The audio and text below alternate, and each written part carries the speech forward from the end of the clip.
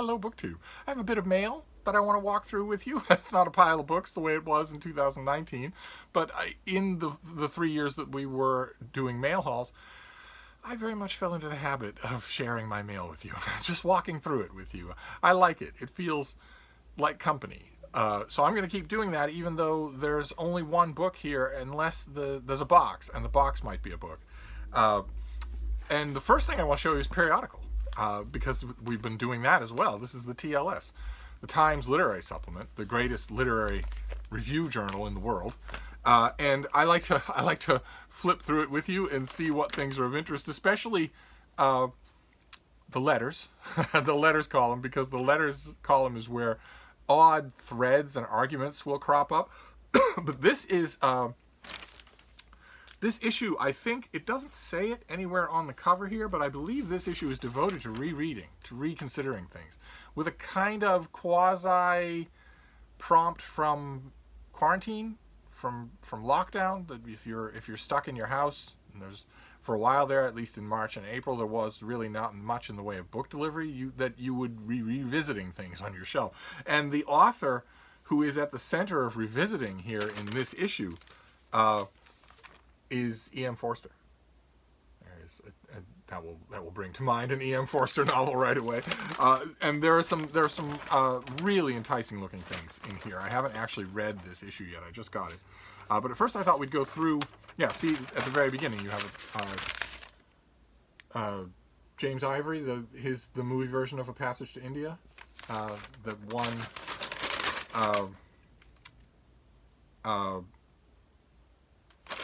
an Oscar. The woman who plays Mrs. Moore, I believe, won an Oscar for the. So what have we got here? We've got the opening section is on anthropology, the reinvention of humanity by Charles King. That book, The Confounding Island, that we saw on this channel about Jamaica. Okay, then we get to the letters, and in the letters column, the current thread that is being taken up in every issue is about Isaiah Berlin, but we noticed for a long time in 2020 that a lot of people were writing in about George Steiner, the late critic George Steiner, wondering about the level of anti-Semitism that he faced in Oxbridge academia and whatnot. And we have one last letter. I keep thinking it's going to be the last one. I keep thinking they're just going to wrap these up, because the letters have less and less to talk about. This is from Bertrand Horowitz, writing from Asheville, North Carolina, who writes, I want to add to the many brief letters about George Steiner. We were classmates in an English literature class at the College of the University of Chicago. The central reason listed in Steiner's strong disappointment with literature on which he placed great reliance was its inability to confront the truths of the Holocaust. No wonder that many, like C.P. Snow, invoke anti-Semitism to explain Steiner's unclubbability or inferred conceit. Steiner's attitude was expressed on the back of a book jacket of one of the most revealing studies yet written about the Holocaust, Lucy Dawidowitz's The War Against the Jews. He states that, quote, It is the great merit of Lucy Dawidowitz's work to stress and make clear the extent to which the destruction of the Jews was Hitler's main end, and to emphasize the hideous consistency of his policies. As she shows, no other motives, economic, strategic, political, were allowed to modify the lunatic logic of Hitler's aim for a final solution to the Jewish problem. Absolutely true. He diverted trains. He diverted vital resources in the dwindling years of the war when those resources were badly needed elsewhere. He increased the frenzy of his program to exterminate the Jews of Europe when he, to put it mildly, had bigger fish to fry. Anyway, Bertrand Horowitz goes on. This is, therefore, a profoundly necessary as well as moving reminder of a truth which other historians have found almost too irrational, too incredible to handle. And that is the end of the letter. I want to stress there that the author opens by saying that we were classmates in English literature class at the College of the University of Chicago, but nothing of that connection is made.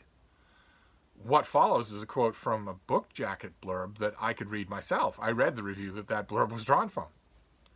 It's public. It's not. Why you would invoke that you were classmates, I don't know. And what this says about George Steiner, I don't know either. The open question in these George Steiner letters is, among other things. I mean, there are two open questions. One, was he discriminated against because he was Jewish? And two, was he a jerk? Was he maybe discriminated against because he was an irritant, because he was irksome? And to the extent to which those two things are together. And this letter doesn't shed any light on that, which makes me wonder why the TLS is continuing to run these things. The last few haven't shed much light either.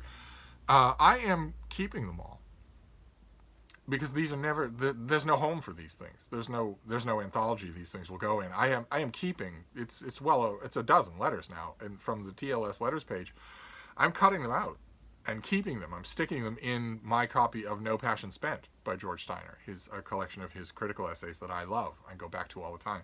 But then the issue moves on. We have Elizabeth Lowry, who writes a piece about rereading A Passage to India,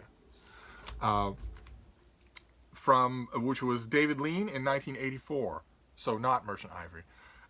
And Elizabeth Lowry starts off her piece with the motif that I think runs through a lot of the rereading pieces that you see in the TLS and elsewhere. In the middle of the pandemic feels like the right time to be rereading A Passage to India. I don't know why that would be so, but nevertheless, we get, this is going to be great fun, and of course I'm going to pull it out and put it in my copy of A Passage to India. But then it goes on from there, because the next page is Robert Douglas Fairhurst writing at great length about revisiting Forster on the page and on the screen. There's a still from the movie version of Morris, and there's one from A Room with a View. And that's going to be great fun to read. Anytime that the TLS centers on a particular writer, I just love it. Then let me move on here. There's a plague diary. These are also going to be very, very common. This is the writer. Since March 23rd, the Portuguese novelist Gonçalo Tavares has written a daily plague diary. Translated into multiple languages and published around the world, the entries are a compilation of snapshots from the present and historical document in the making. Here we publish a selection translated by Daniel Hahn and accompanied by a photo taken in April of 2020, yes, April of 2020, of a jackal wandering the streets of Tel Aviv. Because nature is coming back, and jackals never need much in the way of prompting. But I'm reading these things. They have no real place. I'm reading them. Most of them are incredibly navel-gazing. Most of them, I read them, and then I finish them. There was one in the TLS last week. There was one in the week before that. There was one in the London Review of Books. There'll be many in forthcoming issues of both those journals and lots of others. And almost every time that I end up reading these, I want to write a letter to the author and say, I have a shocking news for you. I want to be the first person, apparently, to tell you that this pandemic is affecting the whole world, not just you. I know that's amazing. Think about it. That's amazing. It isn't just affecting you. It isn't actually about you at all. But I don't do that. Then we have A.E. Stallings, a great translator. This is a piece about the first cemetery of Athens. No idea. It'll probably be pandemic related. I will still go through it, absolutely. We have a whole page of fiction. Ryan Curtis's Kingdom Tide, which I read and liked but never wrote about. Luis Urgis's The Night Watchman is reviewed by Kaleem Hawa. Francis Wilson writes The Motion of the Body Through Space by Lionel Shriver, which I read and very much liked. There's a meditation here in the middle on the relationship between Bridget Brophy and Iris Murdoch. That'll be fascinating. Don't know where I stand on that. I stand ready to learn a lot. I thought there was one other thing that I wanted to mention in here. An essay on Leibniz. That'll be great. An essay on modern Catholicism. That'll be great. Oh yes. Okay. The final thing here is from the archive. This is A.S. Byatt reviewing E.M. Forster's Commonplace book, which I have in a mass market paperback out in the other room. And that it is fast. Commonplace books are always fascinating. They're a glimpse into the mind of what the writer in mental undress, thinks is worth saving. In other words, since it's a writer, and this is no less true for E.M. Forster than it is for any hack writer out on Grub Street, they're not just saving what they think is really well put. They're saving what they think they can steal, what they're going to want. It's a commonplace book, but it's a magpie's treasure as well. That's why writers do it. But this is a review of that from 1986. So that's great.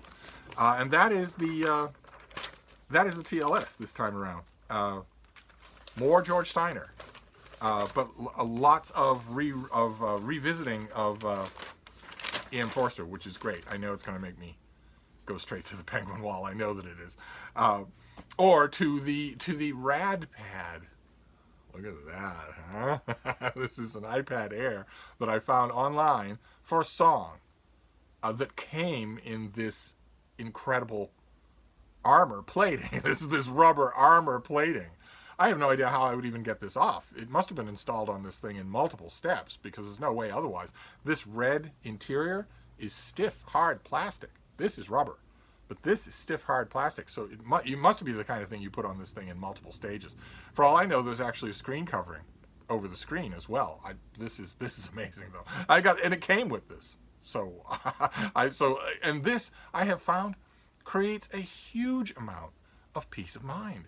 A huge amount.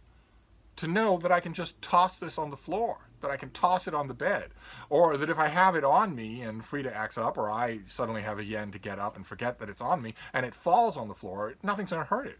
It's just fine. But it's such tremendous peace of mind in using the Rad Pad in the last few weeks that I made the impulsive decision. We'll find out together, actually, because I ordered it in the mail, so we'll be opening it on camera. I had the impulsive decision to look around on Amazon and find thick rubber padding for a few different kinds of devices. I have another iPad Air, for instance, that doesn't have protection. It's just a naked iPad Air. I have an old Apple MacBook Pro that's from 2013, still works just fine, but I often worry that it's going to get a bad scratch or that it's going to fall and break or something like that. Hi, what you doing? No protective coating for the bean. She doesn't need it, do you? You don't need it at all. We were walking yesterday, and she was just skimming along. It's like Morse code. She just skims along. She doesn't walk. She bustles. She will walk when she's older, but she bustles right now briskly. And we were on a back road, and it was a fine temperate day, but bright sun.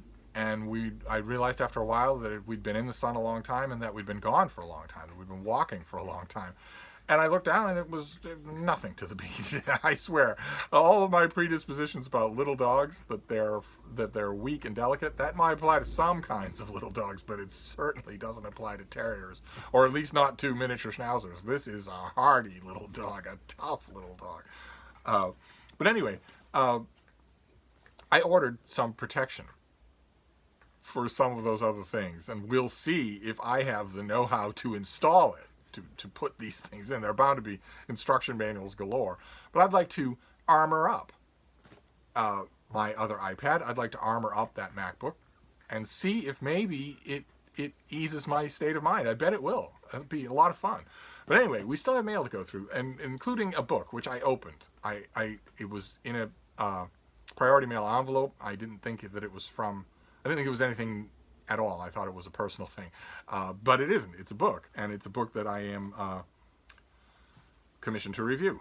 So I thought we'd go through it together. This is Someone Else's Secret by Julia Spiro. This is her debut novel, and I'm going to read it to you, and I bet your little spidey senses are going to ping the minute you realize why I am commissioned to review this. So let me give you let me read the description of the book here. In 2009, Lindsay and Georgie have high hopes for their summer on Martha's Vineyard. Ping! This is a novel by a vineyard resident set on the vineyard, and I am a book reviewer for the Martha's Vineyard Gazette. So that is why I got this in the mail, and I am commissioned to review it. So, but it comes out in July. Let's see here. In the wake of the recession, hence 2009. Ambitious college graduate Lindsay accepts a job as a nanny for an influential family who may help her land a position in Boston's exclusive art world. Georgie, the eldest child of that family, is nearly 15 and eager to find herself dreaming of independence and yearning for first love. Over the course of that formative summer, the two young women develop a close bond. Then, one night by the lighthouse, a shocking act occurs that ensnares them both in the throes of a terrible secret. Their budding friendship is shattered, and neither one can speak of what happened that night for 10 long years. Until now. Lindsay and Georgie must confront the past after all this time. Their quest for justice will require costly sacrifices, but it might also give them the closure they need to move on. So, this is the next book that I will be reviewing for the Martha's Vineyard Gazette. I will be reading this today.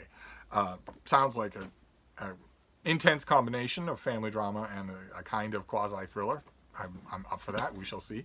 And then we have a box. And the box is from Amazon. And I am pretty sure that all of my Amazon orders are accounted for. So this may be something that one of you sent to me.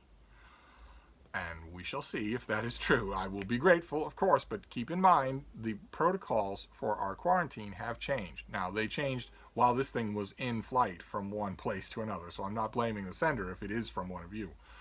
But the protocols have changed. No more sending Steve books. Okay? And in very short order, Steve will be back to sending you books.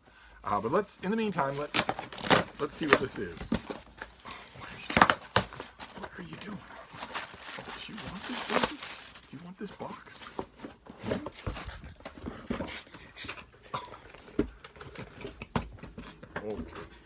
Oh, you can't get that through your head. There you go. Okay. All right. One of you did warn me of this, and boy, is it lovely. Oh, my. When we were doing our Daily Penguin, we did Samuel Richardson's Clarissa, an enormous brick of a novel that I have in an older Penguin paperback. And I mentioned at the time that I would very much like to have the newer Penguin Classic, which has better binding, and it's a little more stately looking, because it pays to have a backup Clarissa, because the book is so big that you generally get through one reading in the Penguin trade paperback. And one of you sent me one. This is lovely. Absolutely lovely. Just a floppy. I can't do this with my copy. This is just a floppy new trade paperback. Doesn't have the multicolored, the color-coded block on the top. It's got the script on the side. How wonderful. How wonderful. Okay, great. Well, thank you very much. You know who you are. I thank you very much for this. How wonderful. I sang this book's praises on your Daily Penguin. I still sing its praises. This is a terrific novel. Very involving. One of those gigantic books that I mention sometimes on this channel that makes you wish it were longer. You won't be sorry. You won't. It doesn't drag. It's tremendously involving. And now I have this beautiful new copy. So I now have an heir and a spare. I now have a Clarissa and a backup Clarissa. Great. Fantastic. But no more sending Steve books. This should be the last one. But anyway, so that is the mail for today. We have a beautiful new edition of Clarissa. Fantastic. And we have Someone Else's Secret, a Martha's Vineyard novel by a Martha's Vineyard writer that will be reviewed by a Martha's Vineyard reviewer. And also the TLS with a focus today on E.M. Forster. Revisiting him, rereading some of his works. Terrific. All for it. All for it. E.M. Forster's a favorite of mine. We'll be getting to him on the Penguin Classic Tour eventually. But anyway, that's it for today. That's the mail. We'll see if there's more tomorrow. I hope there's more tomorrow. And if so, you'll be the first to know. So I'll wrap this up, and I'll see you then. Thank you, BookTube.